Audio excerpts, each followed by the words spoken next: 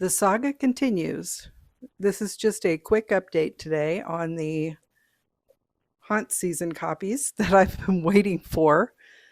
It has been an interesting journey. So, if you've been following along, the author copies that I ordered of my new book, Haunt Season, from Amazon were scheduled to come about a week ago, and we did not get them on time. Now, part of the reason is that they separated the orders into multiple shipments, and each package was about 2 books, which is absolutely ridiculous because in the back of the book, it actually shows you when and where they were printed.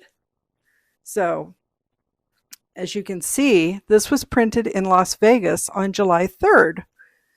All of the copies that I have received over the course of multiple days were printed in Las Vegas on the same day. So why these books ended up in multiple shipments is beyond me, and I am a little bit frustrated because I still have not gotten all my copies. I'm missing 4. And the other issue that we were having was there were so many shipments in the Amazon orders page that we were trying to track them to make sure everything arrived, and we couldn't really tell until we received the packages. And once we received what they said was the final package, we were missing a package. But then I decided to just let it sit overnight because I figured with everything going on, maybe it just needed to settle down. And that did end up being the case, I hope, because now it's showing that I do have a shipment of 4 books coming this coming Tuesday. So I'm really not excited with the way this has been handled. And the other interesting thing is that JT ordered author copies of his newest book, Defying Salvation. And as far as we know, all of his copies are coming in a single shipment on Monday. So why did this happen to my book? I really want to know. Like I mentioned in a previous video, I'm starting to wonder if maybe I cursed myself by writing paranormal romance, but I just thought I'd vent about that a little bit. But it is good to be aware if you are an independent author, depending on where you order from. Now, we order our author copies from Amazon because that way we make the highest profit margin. We sell the books for the same price across the board, no matter which vendor we're using. So Barnes & Noble, Amazon, and Drafted Digital should all be about the same price. And like I said, ordering the author copies from Amazon provides us the greatest profit margin. But getting these books has been a challenge. Ordering them from Barnes & Noble would be awesome. My Barnes & Noble copy, actually it was a proof. My Barnes & Noble proof arrived.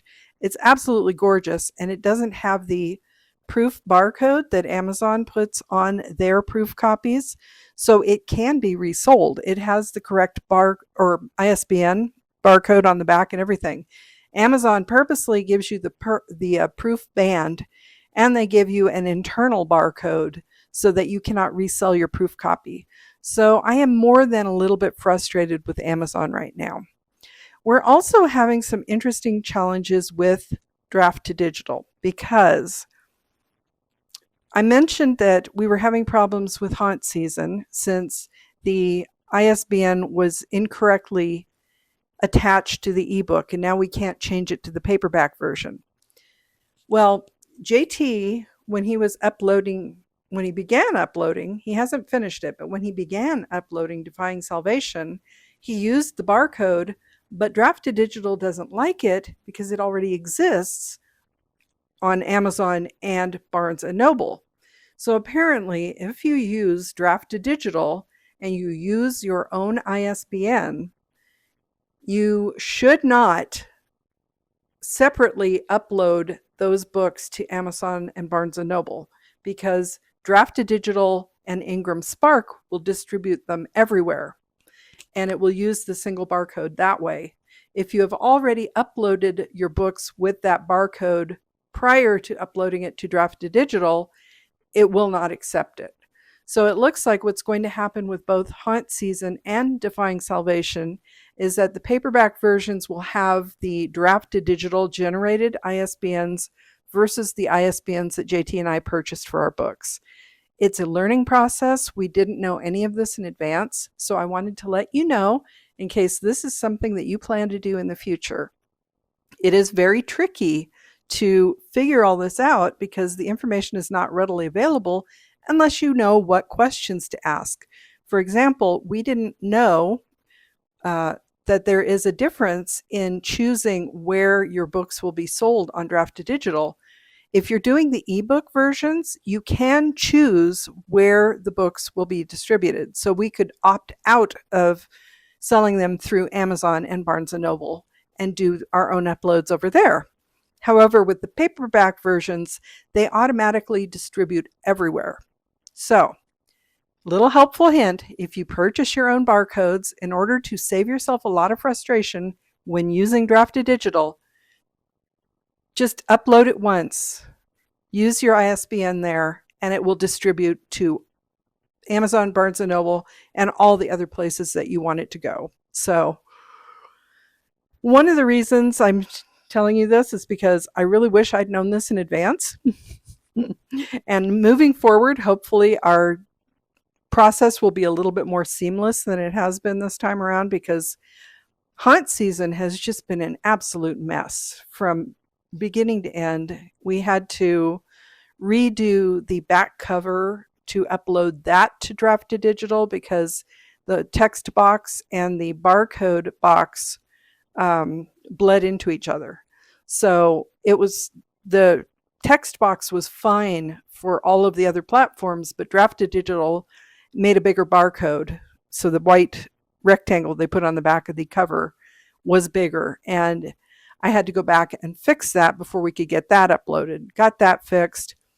The other issue that we're having is that Apple Books, for some reason, is saying that there are images in our books. Now, I did figure out that what they might have been referring to was the cover page.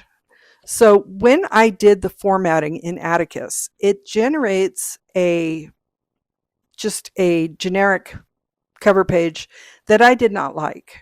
I didn't like the way everything was set up. The spacing was all wonky, and I'm sure there may have been a way to fix it, but I created a separate cover page and saved it as a JPEG, and then I put that into Atticus as the image at the front of my book. Now, apparently Apple Books didn't like that, so I took that page out, created a new file with a generic cover page, and it still wouldn't accept it. So we don't know what's going on with Apple Books. All this is just to say that writing the book, editing the book, proofreading the book, formatting the book, all of those steps in the process have their challenges, but distribution can also be an incredible challenge. And there are a lot of little nuances that people may not be aware of when they're trying something different for the first time. So, pro tip, like I said, if you purchase your own ISBN and you use draft to digital, do not upload your paperbacks with that ISBN to other platforms. Just upload it to draft to digital, get it out there, and then that should be all you need to do. We had started doing it on Amazon and Barnes & Noble prior to using draft to digital, so it did not occur to us that when we did it in draft to digital as a paperback, it would already submit it out there to those other vendors. And when we initially started using draft to digital, we also did not know that they actually distribute through Ingram Spark. So we're not using Ingram Spark as a distribution service, but draft to digital is.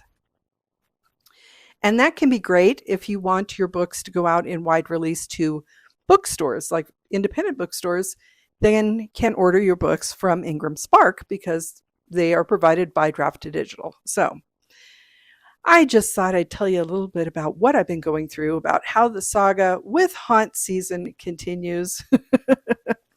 If you'd like to help a girl out and make me feel a little better about my frustrations, please go out and check a copy, and I would really appreciate it. Like we've said before, you don't have to necessarily buy it. I believe the ebooks should be available through libraries for haunt season. I know Passion Restored is already available in numerous libraries. So if you want to read it and you can't afford to buy your own copy, go to your local library and request that they purchase a license to the ebook. They get a certain number of checkouts, I think, depending on what type of license it is. And that way you can read the book. You're using your local library. We get a little bit, just a few cents, but it's better than nothing. And we really want people to actually read and enjoy the stories that we're putting out there. So I would appreciate if you go check out both Passion Restored and Haunt Season. If you already have and you've reviewed it, I know someone has recently, and I really appreciate it. Reviews are amazing and they help get us more visibility. So if you do happen to read the book, even if it is through a library, you can go on to Goodreads and put up a review there. I think if you do not purchase it from Amazon, they don't allow you to put up reviews there anymore. So, but I think you should be able to do it on Goodreads. So if you can, that's really appreciated.